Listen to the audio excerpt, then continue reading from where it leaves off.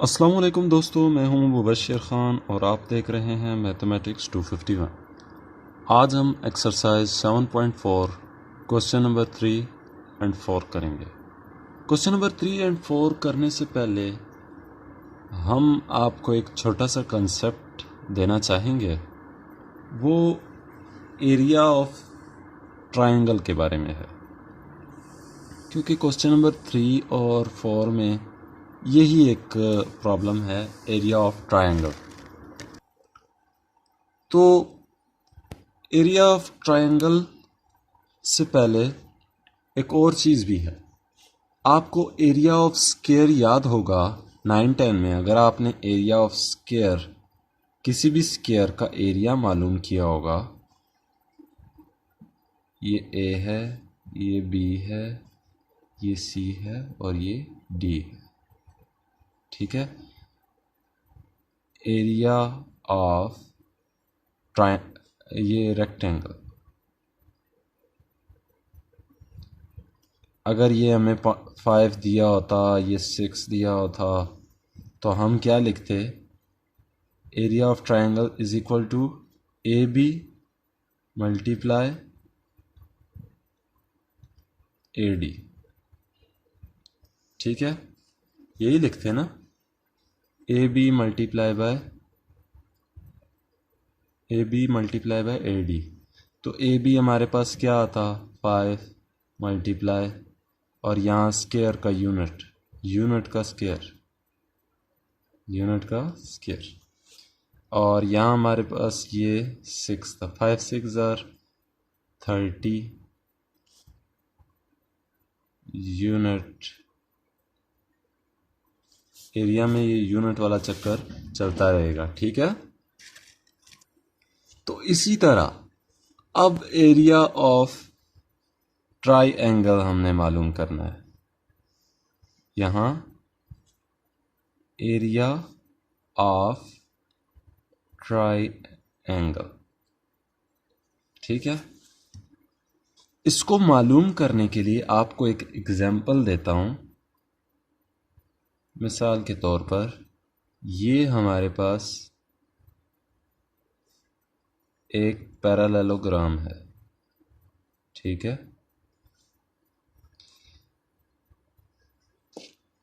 ये जो दूसरा पार्ट है इसका,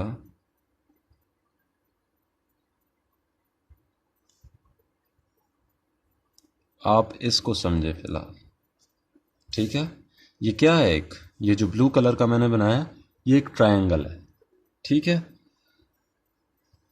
इस वाले को हम वैल्यू देते हैं u, जैसे इसको 6 दिया था। ये वेक्टर्स का चैप्टर पढ़ रहे हैं तो लिहाजा वेक्टर u, और यहाँ v, ठीक है। अब अगर मैं कहूँ area of parallelogram, area of parallelogram is equal to, ठीक है, area of parallelogram is equal to, इसको हम ए का नाम देते हैं, बी का, सी और डी। तो हम ए बी वेक्टर और ए डी वेक्टर,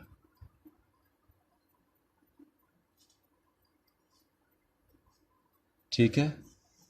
उसमें यही सिर्फ फर्क है, ये जो मैग्नीट्यूड है, सिर्फ मैग्नीट्यूड का ही फर्क है। बल्कि मैग्नीट्यूड तो हमें लेना है क्योंकि लेंथ है, magnitude is a small length, ठीक है। तो आप देखें, जैसे हमने ये ए बी और ए डी का रेक्टेंगल का फार्मूला एरिया मालूम किया था, उसी तरह ये ए बी और ए डी, ठीक है। अब आप देखें, अगर मिसाल के तौर पर इसको तो मैं यूं भी लिख सकता हूं ना, u मल्टीप्लाई v। मैं सारे सवाल इसलिए नहीं करता, एक बात किसी ने पूछी कि आप सवाल बाकी क्यों नहीं कराते। सारे सवाल इसलिए नहीं करता कि क्योंकि आपका टाइम बहुत कीमती है, लिहाजा एक सवाल समझाता हूँ, अगर कोई इसमें डिफरेंट होता है तो वो मैं उसका भी जो है ना समझाने की कोशिश करता हूँ, वो सवाल ही कराने की कोशिश करता हूँ, बाकी उससे आसान होते हैं। तो अगर किसी को समझ नहीं आता तो लिहाजा वो कमेंट कर दें, कोई भी सवाल अगर करना हो तो लिहाजा उसका हम आपको रिस्पॉन्स इंशाल्लाह ज़रूर देंगे। ये भी तो लिख सकता हूँ, ठीक है। इसको मल्टीप्लाई करूँगा तो इसका जो पूरा पैरेललोग्राम का हमारे पास एरिया आ जाएगा। अच्छा, पैरेललोग्राम को अगर आधा कर दें हम, जैसे ये पीस कर दिया, तो इसका मतलब इसको डिवाइडेड बाय 2 कर दें ना, यही है ना। अगर इसको आधा कर दें तो एक ट्रायंगल बन जाती है। ये देखें, ये ब्लू वाली मैंने ट्रायंगल बनाई है। तो अगर ये ब्लू वाली कर दें, अगर हम आधा मालूम करना चाहते हैं तो लिहाजा इसी को डिवाइडेड बाय 2 कर दें तो आधा का फार्मूला निकल आएगा। तो एरिया ऑफ ट्रायंगल इज, यहाँ आप देखें मैं लिखता हूं, area of triangle is 1/2 u v का मैग्नीट्यूड, ठीक है। यहाँ इक्वल लिख रहे हैं, ठीक है। ये एरिया ऑफ ट्रायंगल आ गया। ये 2 आप यहाँ भी लिख सकते हैं, डिवाइडेड बाय 2। लिहाजा ये एक जो है ना जर्नल फॉर्म है फार्मूले की, ठीक है। तो अब आपको पता चल गया एरिया ऑफ पैरेललोग्राम क्या है और एरिया ऑफ ट्रायंगल क्या है। यही तमाम चीज़ें आपको बुक का जो एक्सरसाइज नंबर 7.4 है उससे एक पेज पहले, एक्सरसाइज 7.4 आपकी 357 पेज पर है, जबकि ये एरिया ऑफ ट्रायंगल 356 के स्टार्ट में है, ठीक है। पेज नंबर 356 के स्टार्ट में ये एरिया ऑफ ट्रायंगल आपको सारा समझाया गया है। बुक में एक्सरसाइज से पहले जो 2 एग्जाम्पलें या 3 एग्जाम्पलें दी गई हैं, उससे पहले एरिया ऑफ ट्रायंगल दिया गया है पेज नंबर 356। तो अब चलते हैं जी। तो क्वेश्चन नंबर 3 को हम पढ़ते हैं कि क्वेश्चन नंबर 3 में लिखा क्या है। Find the area of triangle determined by the point PQR। ये देखिए, ये ट्रायंगल है, ठीक है। सॉल्यूशन आपका स्टार्ट हो गया यहाँ से। ये ट्रायंगल सॉल्यूशन में ही आती है। आपने फुटे के साथ आसान सी एक ट्रायंगल बना लेनी है, ठीक है। तो उसमें पॉइंट्स हमें दिए गए हैं 1, ये -1, -1, ठीक है। ये P के पॉइंट्स दिए गए हैं। मैं क्वेश्चन नंबर 3 का पार्ट 2 करूँगा। पार्ट 1 आसान है, पार्ट 2 थोड़ा सा क्रिटिकल सा है। और P के उसके बाद Q, ठीक है। Q है हमारे पास 2, 0, -1, ठीक है। और R हमारे पास है 0, 2, 1, ठीक है। अब हम PQ वेक्टर मालूम करेंगे, क्योंकि आपको पता है, मैं रफ में आपको बता देता हूँ। ये देखिए, रफ में अगर आप देखें तो हमने U और V इनका जो है, पहले ये फार्मूला है एरिया ऑफ ट्रायंगल, ठीक है। एरिया ऑफ ट्रायंगल का ये फार्मूला है। तो ये चीज़ हमारे पास किस शक्ल में है? क्या इन दोनों के दरमियान का डिस्टेंस हमें दिया गया? नहीं। लिहाजा PQ हम फाइंड आउट करेंगे और PR भी हम फाइंड आउट करेंगे, ठीक है। तो अब PQ हम फाइंड आउट करेंगे। पी क्यू हमारे पास x2 माइनस x1 वाला फार्मूला, x2 हमारे पास 1 है माइनस x1, लिहाजा यहाँ 1 आई, प्लस y2 हमारे पास 0 है, माइनस और माइनस प्लस j, ठीक है। x2 minus x1 bracket close i, y2 minus y1 bracket close j। अगर किसी को ये फार्मूला नहीं आता, लिहाजा वो हमारा एक्सरसाइज 7.1 से वो फार्मूला सीख ले, ठीक है। और इसी तरह के z2 यानी -1 प्लस -1, तो ये हमारे पास आ जाएगा 0 के। अगर समझ नहीं आया तो मैं PR करके दिखाता हूँ कि ये हमने कैसे लाया है, ठीक है। ये हमने ऐसे लाया, x2 minus x1 i plus y2 minus y1 j plus z2 minus z1। Student के दिल में ख्याल पैदा होता है, यार ये डायरेक्ट कैसे आ गया, ठीक है।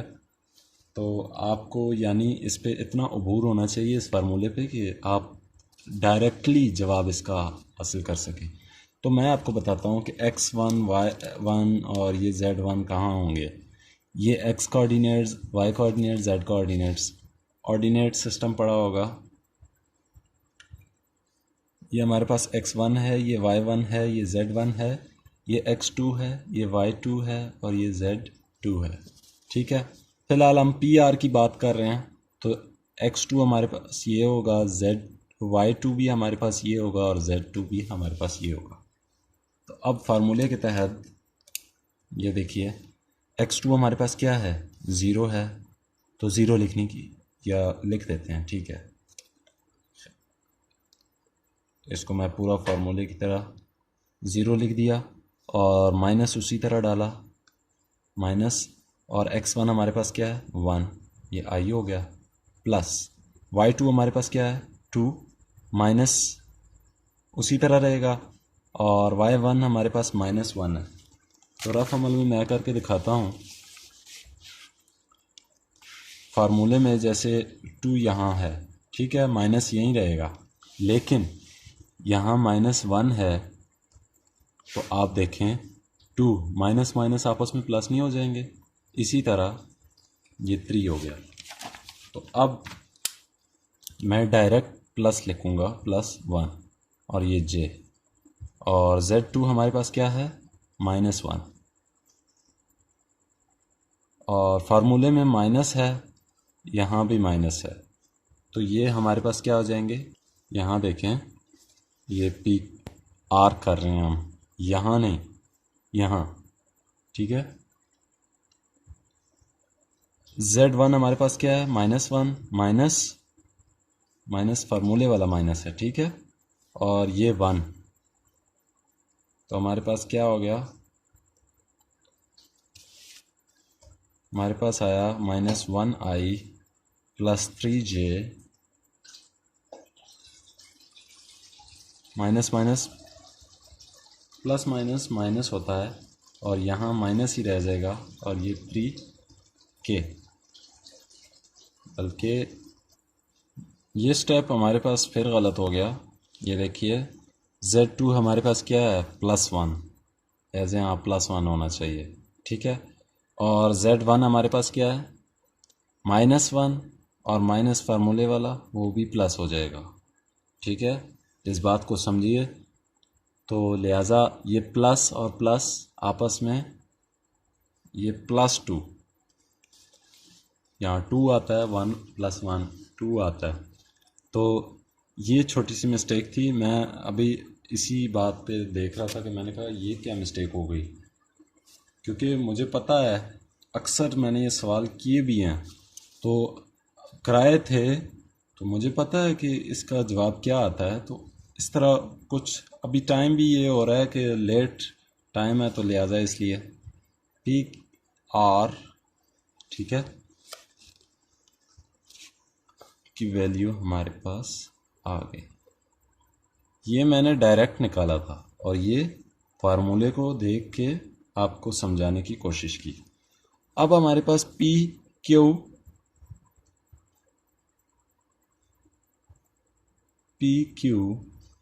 और पी आर, इन दोनों को मल्टीप्लाई वेक्टर्स में नहीं होता। ठीक है, ये बात भी आपको समझा दूँ। वेक्टर्स में मल्टीप्लाई नहीं होता, इसको कहते हैं क्रॉस प्रोडक्ट। ठीक है, क्रॉस प्रोडक्ट में क्या होता है, मैंने फर्स्ट क्वेश्चन में भी बताया था, जे और ये के, कि जैसे ही क्रॉस प्रोडक्ट की बात आए, वेक्टर्स के दरमियान मल्टीप्लाई आए, क्रॉस प्रोडक्ट की बात हो रही है, तो लिहाजा आपने ना पी क्यू पहले दिया गया है, तो आपने पहले इस तरह का एक फिगर बना लेना है, एक सैंपल बना लेना है। ठीक है, अब जब आई जे के बिना झिझक लिख लिया, तो अब पी क्यू पहले दिया गया, लिहाजा पी क्यू की वैल्यूज, आई के कोफिशेंट्स, जे के कोफिशेंट और के कोफिशेंट को पकड़ लेना है। ये देखिए, आई का कोफिशेंट क्या है, 1 है, जे का क्या है, 1 है, और के का क्या है, 0।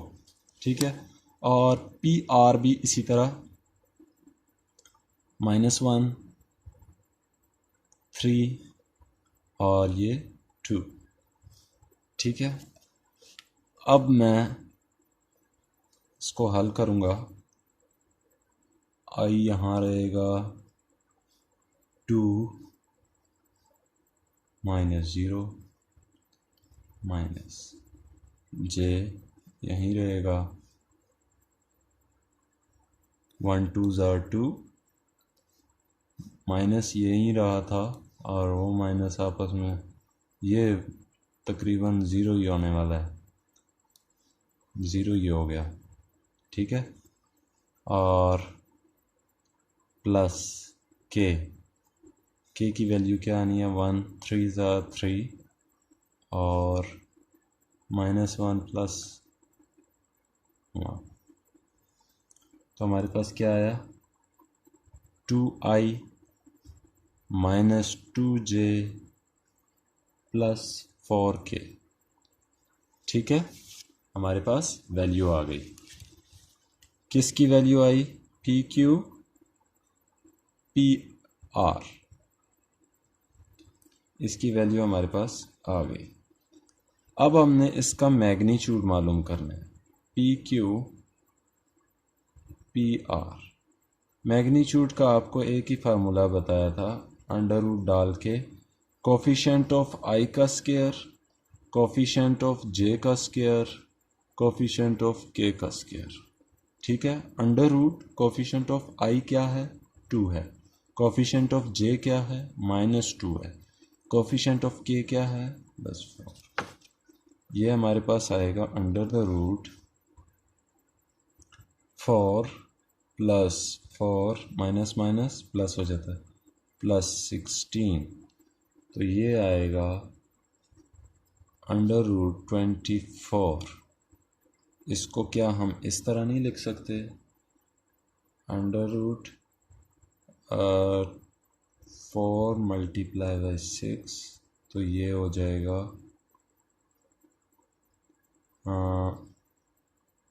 2√6।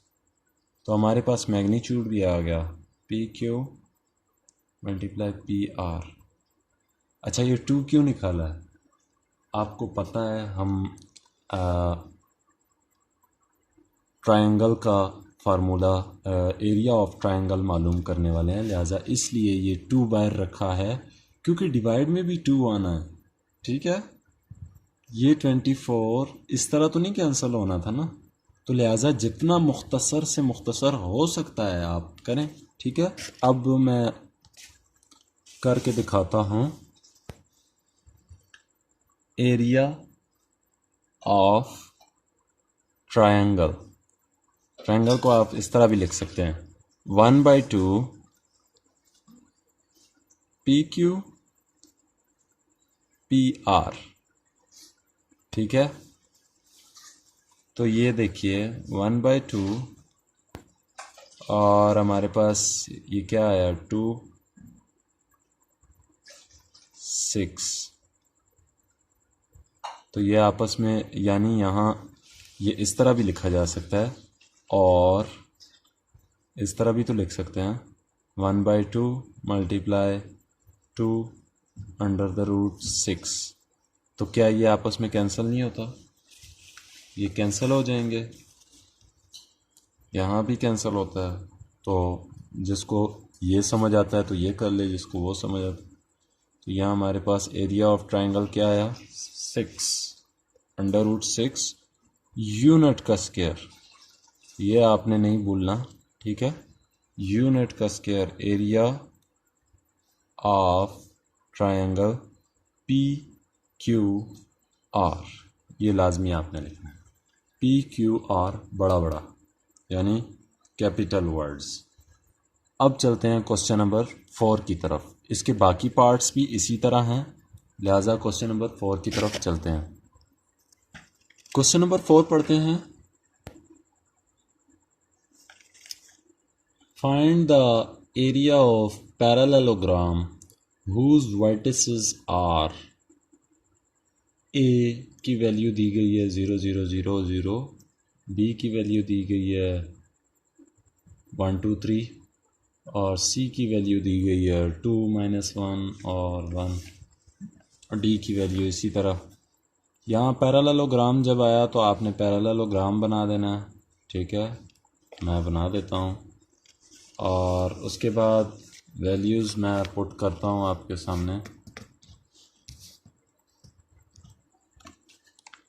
ये A है, ये B है, ये C और ये D।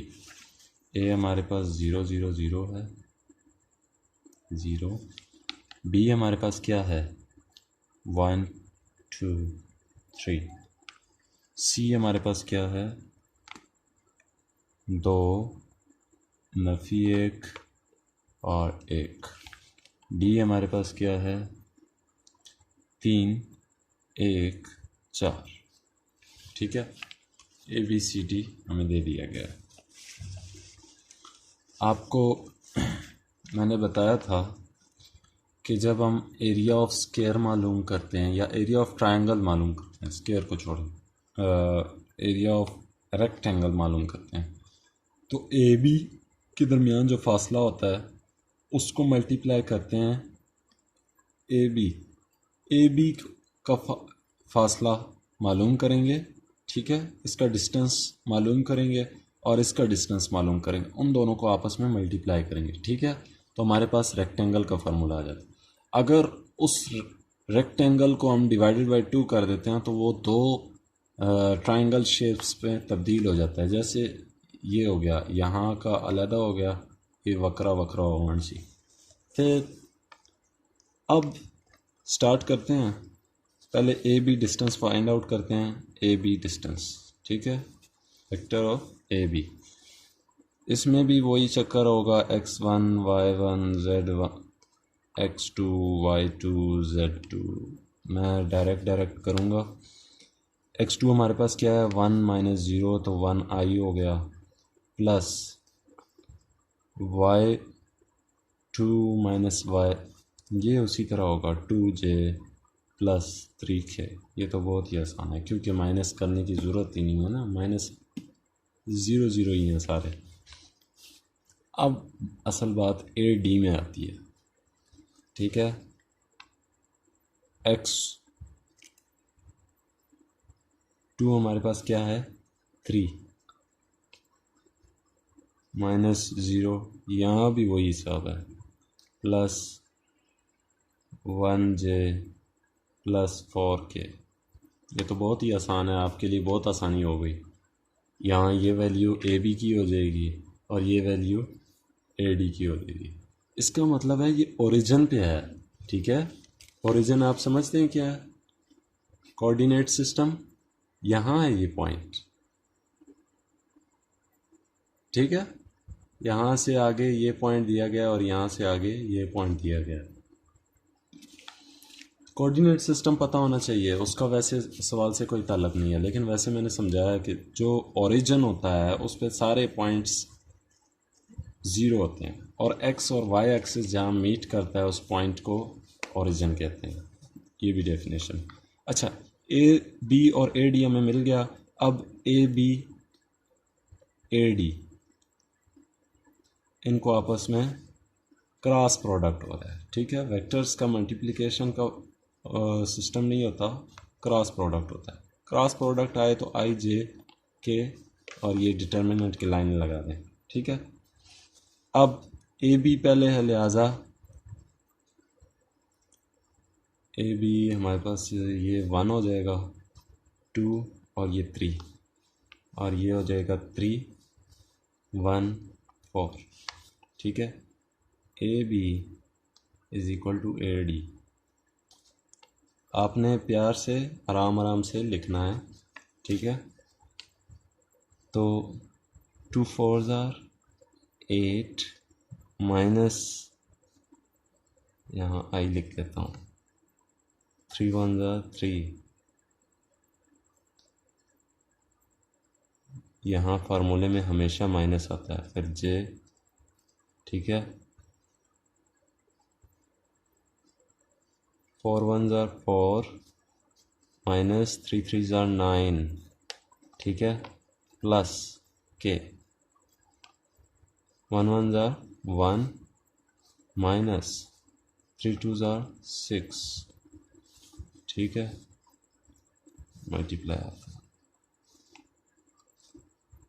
5 आई, ठीक है। 4 में से ये निकालें और ये माइनस आपस में, यहाँ -5 आ जाएगा, -5 मल्टीप्लाई माइनस प्लस 5 जे, ठीक है।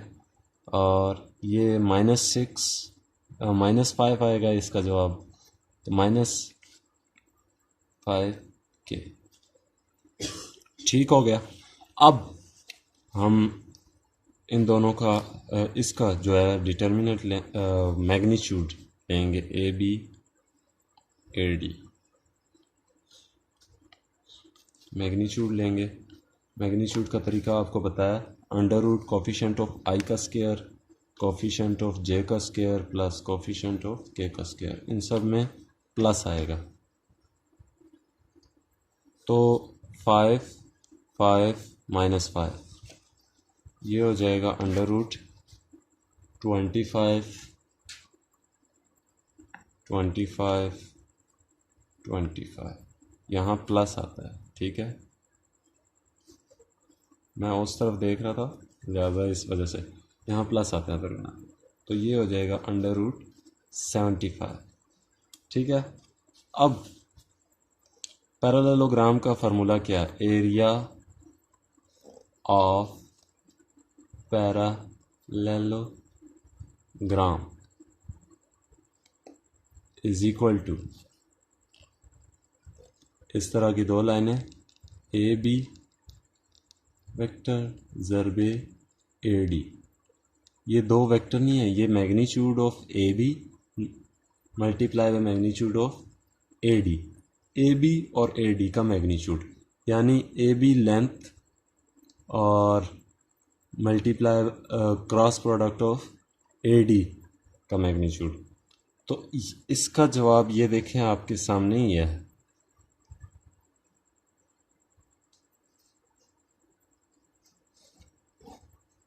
तो लिहाजा यही आपने अंडर रूट 75